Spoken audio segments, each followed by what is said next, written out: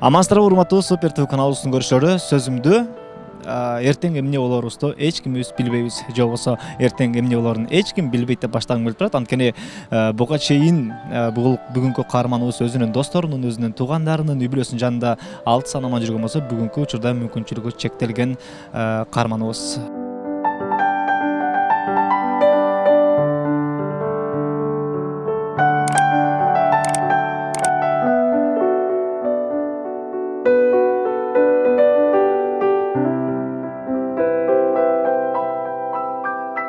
Ассаламу алейкум.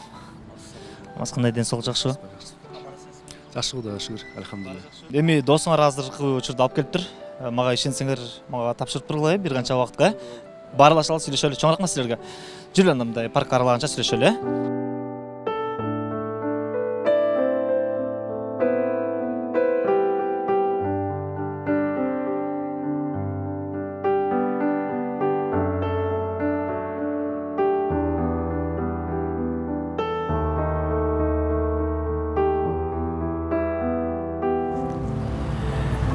Алмаз, жалпы Супер ТВ каналынын көрүүчүлөрүнө таанышуу иретинде болсун. Кайсы жактан болсун, канча жаштасың азыркы учурда, үй бүлө, ата-эне кайсы жакта, ошонун баардыгын кененирээк айтып берсең, өзүң тууралуу. Атым Алмаз Аман деген лакап ат менен чыгып атам. Себеби атам Аман уулу фамилиям. Анан өзүм 26 жаштамын, 96 жыл болгом. Түйүм болсо Нарындан, Актала районуна караштуу Терек айылынан болом. Кичинекей кезимден эле 2 жашыман эле бир Сокулук районуна караштуу Жаңжер айылына көчүп келгенбиз. Ошол жактан окууну бүтүп, 9-ду бүтүп, андан кийин Күреңкеевке тапшырып, Күреңкеевден 2-курска чейин окудум. Анан ушундай бир кырсык болуп калып, тилекке каршы окуу токтоп калды. Кичине башымда өзүбүздү бир аз штап койгон элек, анан кайра эсибизге келип, кой күрөшөлү, жашоого умтулалы, жаңы жашоо баштайлы деп баарын жаңы барактан баштап, кайрадан чармачылыкка аралашып келатабыз, буюрса. Баарына чексиздик. Жаңы абоненттер үчүн 4 жумага болгону 495 сом. Дароо азыр кошуп алда 3 айга арзандатууга ээ бол. Чексиз интернет, чалуулар, социалдык тармактар, мессенджерлер, OTV сен үчүн баары бир тарифте топтолгон. Переходи на баарына чексиздик, бул сонун. Кырсык болуп кетти деп эдиңби, Алмаз? Эмне болду окуя? Башынан болсунчу. Кандайча болду? Кайсыл жерде болду? Атын айтпай эле коеюн, бир бала себепчи болуп калды. Ушундай өзүмдүн эле айылдаш бала. Алар менен бир чатакташып кеттик, урушуп кеттик. Баары ошондон башталды. Күрөшкө ачышкан бала болчу, ошо моюнума залакка келтирип андай трагич сайып койгон эле. Ошондон көтөрүп чаккан. Көтөрүп чаккан. Ошондон башталды баары. Анан дальше ошо балдар менен эле өзүмдүн жана көтөрүп чакканда жана шоковый состояние деп коюп турбайбы? Ошондо башында сезбей жүрдүм да, моюнумдан травма алган делечи. 2 сааттайбы ушундай шоковый состояниеда көрсө, азыр ойлоп көрсөм, мындай жаштык кылып турдум да ошол кездечи. Көп нерсе түшүнбөй. Анан ошо травма алгандан кийин тиги балдар жашырыпчы мындай, ушундай бат эле юрундай эле койгом да, судорога кармап калмак окшойт, коркуп калмак окшойт деген сыяктуу ойлоп жүрдүм да. Жеңил кабыл алдым. Жеңил кабыл алдым да. Больницага барсам 3 айдан кийин басып кетесиң деп коюшту да, мындай үмүт сындырбайын деди да, 3 айда басып кетесиң десем, мен ойлодум да. Кол сынгандай эле бир эме окшойт. Значит, 3 ай жатам, кайра эле балдарга аралашып кетем. Эми айтканда эмне болор иш болду деп сууга секирдим деп жашырып коем да. Анын баарынча. Окуя жашырылган. Жашырылган. Анткени андай травма алгандан кийин мен баскандан кийин да суу жакка чейин барганбыз да шөкчү. Ошентип 3 айдан кийин басып кетем деп баарын жашырып эметкен. 3 айдан кийин турсам эле мен тургузгулачы дедим да, өзү айтчы, отургузгулачы депчи. Отурсам эле эч жерим кармабайт да, отура албайм. Колум да кыймылдабайт. Башым каяка болсо кетем да, опчу, мына кулапчы. Анан врачка чалдым, 3 ай болду. Мен отуруп басат деп эдиңиз беле десем. Эми бир аз отуруппун, анан кийин шашпай базасың да деп ушинтип койду. Ошентип 1,5 жыл өтүп кетти да, чын айткандачы. 1,5 жыл өткөндөн кийин түшүндүм да мунун баары серьезно экен, ушундай көрсөм бул ончук эмес экенчи. Өтө көп убакыт керек экен, реабилитация керек экен. Ошондон кийин арыз менен кайрылганда анын баары мындай мен тарапка чечилбей калды да, чынын айтканда. Моюндан травма алыптыр. Моюн сынып, жүлүндү кысып калыптыр да. Анжа жүлүнгө травма кеткенден кийин, залакка кеткенден кийин каяңа мисалы моюн тараптан болсо ушу моюндан ылды эч жер иштебей калат экен да. Мен азыр Кудайга шүгүр восстановление болуп, колдор кыймылдап отуруп калдым. Кичине өз алдымча болуп калып, 1 ай 2 ай болду мына шаарда өзүм жалгыз жашап атам. Тууган уруктар менен эмеспи? Ата-эне жок, мындай мен сокулукта турушат. Просто мындай экен да, мендей травма алгандар үйдө жата берсе да болбойт экен да көпчү. Үйдө жата берип, мындай эметсе, мындай өзүн чыдап коет экен, же болбосо булугат экен, ооруй берет экен. Мен ошондон айрылайын деп мындай шаарга келип алдым да, мындай өз алдымча болоюн, көнөйүн, басып кетейин депчи. Бирөөгө дагы мына көз каранды болгон бул туура эмес экен да, мындай көз каранды болуп, бирөөнү карап отургандагы ошого көнүп алат экен да адамчы. Мендей травма алган бир 4-5 бала бар. Ошол жерде биригип баарыбыздын максатыбыз бир да, басып кетиш. Кээ бирөөнүн белинен травма алган, кээ бирөө грудной. Анан ошол жака эле залына тренажерный аппараттар коюп, жатаканасын кылып, анан мындай тамак аш, уборка алган бир кыз дайындаганбыз. Күндө келип баягындай тазалап, тазалыкка жооп берип турат, тамак ашка. Тренерлер бар, тренировкага турган. Күндүз тренировка, кечкисин той-пойго чыгып, чыгармачылык менен клип-слиптерди бүтүрүп, ушинтип. Айткандай учурда клип тартып атасыңар, э? Клип тартып. Эмне деген чыгарма? Эмне болгон? Жүрөгүмдө бийлейсиң деген чыгарма. Трековый ыр болуп атат. Ошого клип тартканбыз жакында эле. Ошо буюрса жакын арада бүтөйүн деп калды, алда көп болсоор буюрса жарык көрөт деген. Тойго чыгып турам, кээде мындай тааныш тамадалар менен иштешем да, ошо жардам берип турушат. Тамада досторум бар да, чыгармачыл досторум бар. Ошолор поддержка алып, той ээсине сүйлөшүп коюшат. Ушундай ырчы бар, живой ырдайт. Жан дүн менен монча деп эметип коюшат, ошого карап. Же болбосо кээде өзүм барып сүйлөшүп калам той ээси мененчи. Алдын ала бир 2-миңден 5-миңге чейин ушундай живой ырдап берем деп 2-3 ырдап бакырынчып кеттим ошо. Денемдин бир 60% ишке кирди десем жаңылышпайм. Бир 40% калды да. 2014-жылдан баштап. Баштап. Бирок канча убакыт аралыкта таптак иштеген жок? Канча аралыкта бир жыл, 2 жылдай мындай вообще без эчтеке иштеген жок да, чынын айткандачы. Ошол убакка чейин бир аз кичине эме болду, эми сезимдер келип атты, бирок 4 жыл дегенде анан жакшы болуп баштады да, аткандачы. 9.000 12.000 сом экен бир эле күнгө реабилитациячы. Ушундай жакшы реабилитация алам десең, жакшы жерге барам десең, ушундай экен да. Ошондуктан азырынча башында мындай кайрымдуулук кылып, жана чогултуп, элден эфирлерге чыгып ушинтип жүргөм. Анан кийинчерээк мындай өз алдымча болуп, кичине жылыштар болуп калгандан бери өзүм аракет кылып атам да, ушу таап көрөйүн, өзүм ичеңема, өзүм эметейинчи депчи. Ошо Кудайга шүгүр, азыр кичине тияк-бияка кыймылдап иштеп атабыз, отуруп болсо дагычы. Менин эсимде экөөбүз жатаканада ошол эле Мураталы Күрүнкөев атындагы баягы музыкалык окуу жайынын студенттери, дагы сүрөтчүлөр, актерлор баарыбыз биригип бир жатаканада жашачу элек да. Ошондо сен жаркылдап эле басып жүргөн маанаңды деле көрчү элек. Азыркы күндө мындай үйдө отуруп өзүнчө бир кыялданып ойгоп аткандабы, ошо басып жүргөн күндөрүңдү аябай эле сагынат болушуң керек азыркы учурда. Абдан сагынам. Сагынам, бирок ошол кезде мындай басып жүргөнүм менен как бы көп нерсени түшүнчү эмес экен да, мындай көп нерсени баркын билчү эмес экен. Басып жүргөндө мындай кичинекей эле бир проблема болсо ушундайбыз го, мындай депрессияк болуп эле өзүнчө эле арманга батып эле. Азыр болсо мындай как бы ар бир нерсеге шүгүр келтирем да. Мисалы мугака чыгып, сиз менен сейилдеп, таза абага чыгып, ушинтип сүйлөп атканга дагы мындай өзүнчө рахатын сезе билип атам да, азырча айткандачы. мурун басып жүрөсүң, көп нерсенин рахаты билинчи эмес менимче.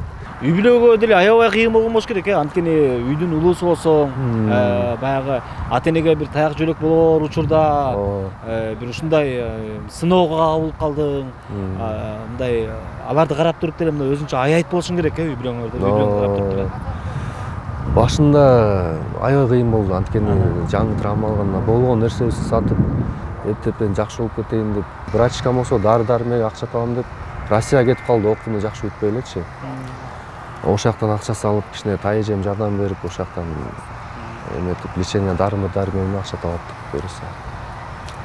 Аяйсың үйдө эле? Башында, конечно, аяйсың, жатсаң төшөктө баары кыйналып, сен үчүн кыйналып жатса, азыр Кудайга шүгүр, мындай 1-2 жыл болду, өз алымчы болгондон бери наоборот үйдөгөлөргө каралашам да, кичине жамдашып, шаарга чыгып, баспасам дагы мындай өзүм мындай эме койдум да, мен басып жүргөндөй өзүмө жүрөгүмдө ошондой сезейин, ошондой аракет кылайын, басып жүргөндөй аракет кылайынчы деп өзүмө ушундай койдум цель. Ошол нерсе акырындап орундалып келатат десем жаңылышпайм да. Башында басып жүргөндө мындай өзүң досуң чачтан көп сезет экенсиң да. Баягы бир алым Абдышүкүр ажы айткандай, башыңа бир түйшүк келгенде таз баш экенин билесиң дегендей элечи. Ошондой эле сезип калдым, өзүм көрсө таз баш эле турбаймынбы депчи. Калп элеме депчи. Кадимгидей терилип калат экен, убакыт менен баары эле өздөрүнүн оокаты менен, өздөрүнүн эмеси менен өздөрү бөлүнүп кетип, дайыны жоголуп калат экен, акырындап баары элечи. Өзүң үйдө жатсаң, где-то араңдан бирөө калат экен да, бирөө экөө мындай. Анда дагы мындай кээде каарлашып, сурашып, жок дегендечи.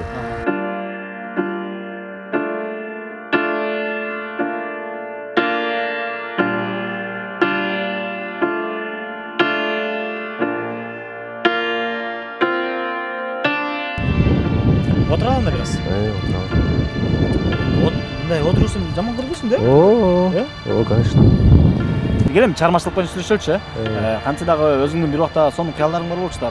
Кыргыз искусствосуна, кыргыз шоу бизнесине бир салымды кошсом, өзүм талантым менен чыксам дегенчи. Анын баардыгы азыркы учурда орундалып атабы? Канча чыгарма бар? Кандай ырларды аткарып атасың? Мурун эле жаш кичинекей кезимден эле ырчылыкка кызыгып, окуучулук кезимден бери эле тиленип келаткам, ошо ырчы болсом депчи. Элге кызмат кылсам, элдин уулу болсом деп. Травма алгандан кийин ырдабайм деп чечкем чынында. Ырдабайм, что-то коляскачан кантип ырдамак элем, элдер кандай кабыл алат. Анан элдердин боору ачып кетеби, анан не болду деп чыкпайм деп койгом, чыктап койдум. Анан бир дос балам бар болчу, чыгармачыл. Ал тиги эме деп калды. Досум, ырдап чыга бербейсиңби? Чет өлкөдө толтура коляскачан ырдагандар бар. Просто биздин Кыргызстанда эле көбү чыкпайт. Ырдай бер да деп калды. Анан кантип ырдамак элем десем, бир күнү эле мен Карентус деген ырчы бар экен. Асян ошонун немесин видеосун жиберип калды. Карап отурсам, мындай состояниясы менден да кичине начарыраак да, бирок ырдап жүрөт. Карасам YouTube'да 100 миңден ашык просмотр бар экен. Подписчиктери 500 миң, миллионго жакындап калган уже. Деп турам, ушундай кылып атса, мен эмнеге кылбашым керек? Болуп турбайбы көрсө деп, сахнада ырдаганда элдер билип атты. Аны көрүп алып, мен баштайынчы, кантип баштайм? Мен колдорум иштебесе, же отура албасам, же вообще тойго да чыгып көрбөсөм, окружающий кошулуп элек болчумун дечи. Кой, андан көрө бир реабилитацияга барайын деп, шаар боюнча издеп бир реабилитацияны таптым.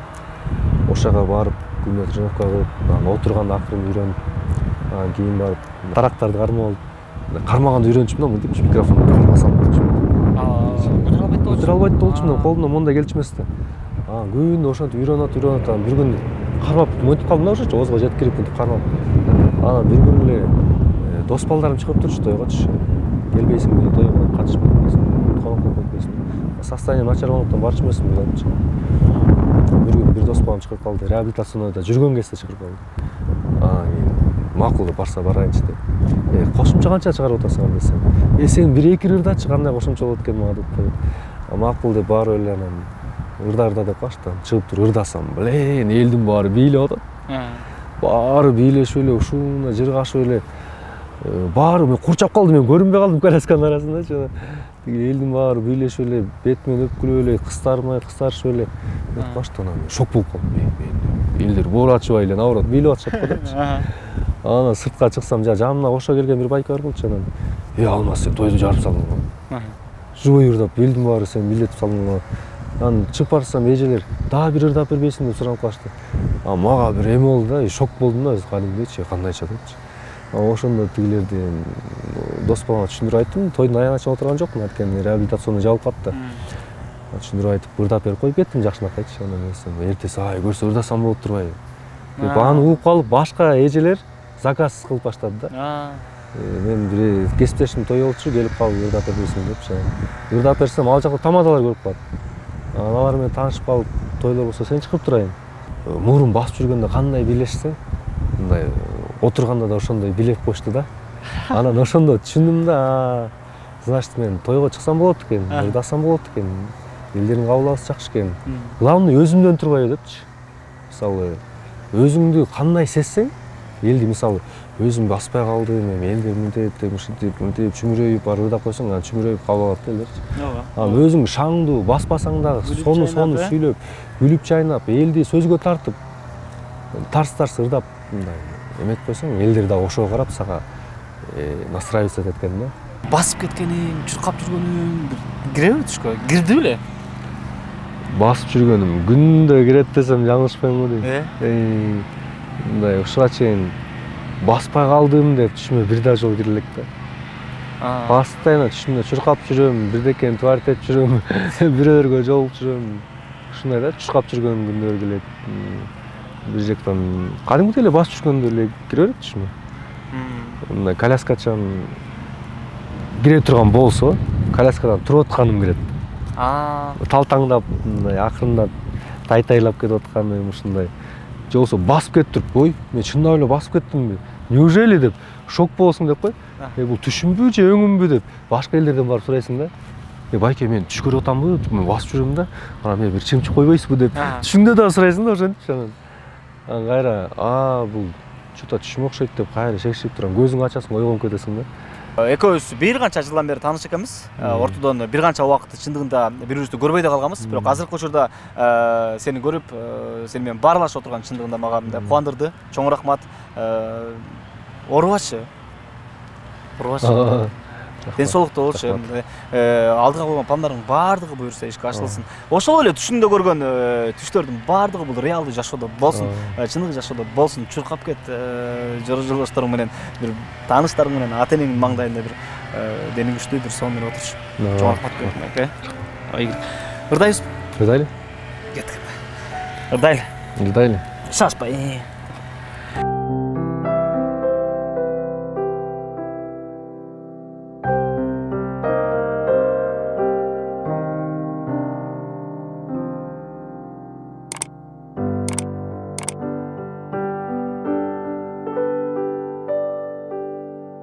Сіздерге шам жағалы деген шамдап атайын. Шам жағалы? Кеттік. Келчи жаным шам жағалы, үйүбүзгө толтура, көңүл ачып олтуралы, кайгыргандын ордуна. Келчи жаным шам жағалы, ширин сөздөн кеп кылып, ынтымақты рызкыны үйүбүзгө чакырып, түнү менен таң атканча, шам жагалы да жаганча, жылдыз калбай тараганча, бул бакта сайраганча, жараткандан жараткан жан бакыт талай сураган.